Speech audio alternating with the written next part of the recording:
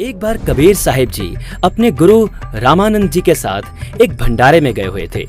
वहाँ पहले सत्संग हो रहा था जिसमें बताया जा रहा था कि भगवान हो तो राम जैसे हो, जिन्होंने कभी ऊंच नीच नहीं देखी। भीलनी शूद्र के झूठे बेर भी भक्ति भाव से हंस हंस कर खाए। प्रवचनों के बाद भंडारा शुरू हुआ। ब्राह्मणों ने पंडितों, साधु संतों और महंतों के लिए अलग से भंडारे की व्यवस्था कर रखी थी तथा अन्य साधारण लोगों के लिए अन्य भंडारे की व्यवस्था भी की थी। ब्राह्मणों ने देखा कि कबीर जी भी रामानंद जी के साथ आए हैं जो जुलाहा जाति से हैं। उन्होंने सभी संतों, महंतों से चारों वेदों के एक एक मंत्र सुनकर भंडारे में प्रवेश करने की नीति बनाई। सोचा कि कबीर जी अपने आप ही अलग हो जाएंगे। विद्वान माने जाने वाले सभी पंडित महंत मंत्र सुनाकर ब्राह्मणों वाले भंडारे में प्रवेश कर रहे थे। रामानंद जी के बाद कबीर साहब जी की बारी आनी थी। ब्राह्मणों ने कहा, कबीर जी, इस भंडारे में वे ही विद्वान भंडारा करेंगे जो चारों वेदों के एक एक मंत्र सुना देंगे। भाई मैं तो अनपढ़ हूँ, मुझे कहाँ वेदों के मंत्र पढ़ने आते हैं। जहाँ भंडारा चल रहा था वहाँ से थोड़ी ही दूर पर एक भैंसा खड़ा था। कबीर साहब ने उस भैंसे को आवाज देकर बुलाया, अरे भैंसा राम, भाई जरा नजदीक तो आना। भैंसा दौड़कर भंडारे के सामने आ गया। कबीर साहब ने अपना हाथ भैंसे पर रखा और कहा कि भैंसा राम, इन्हें वेदों के मंत्र सुनाओ भाई। भैंसे ने चारों वेदों से एक एक मंत्र सुना दिए।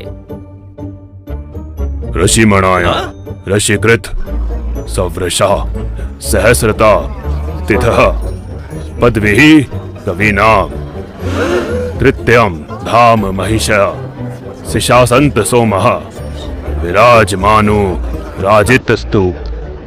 अर्थात कबीर देव शिशु रूप धारण कर लेता है, लीला करता हुआ बड़ा होता है। कविताओं द्वारा तत्व ज्ञान वर्णन करने के कारण कवि की पदवी प्राप्त करता है, अर्थात उसे ऋषि, संत व कवि कहने लग जाते हैं। वास्तव में वो पूर्ण परमेश्वर शरीर में, आकार में, गुंबद में, सिंहासन पर विराजमान है और वो कोई और नहीं बल्कि मेरे पास जो खड़े हैं यही वो पूर्ण परमेश्वर हैं। सभी ब्राह्मण अचंभित रह गए।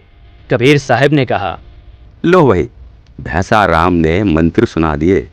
भैंसा राम, जाओ और विद्वानों के साथ बैठकर भंडारा करो।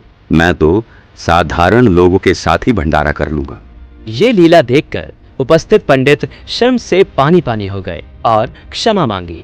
परमेश्वर कबीर जी ने कहा, हे विद्वानों, आप अपने सत्संग में क्या प्रवचन कर रहे थे कि श्री रामचंद्र जी ने सबरी के झूठे बेर बड़ी रुचि रुचि खाए थे, तनिक भी भेदभाव नहीं किया और स्वयं आप लोग भेदभाव कर रहे हो। करनी तज कथनी कथ है, अज्ञानी दिन रात, पुकर जो भौंकत फिरे, सुनी सुनाई बात।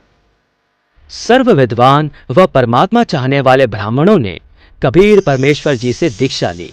इस प्रकार परमेश्वर कबीर जी ने अपने प्रिय आत्माओं को काल के जाल से निकालकर अपनी शरण में लिया।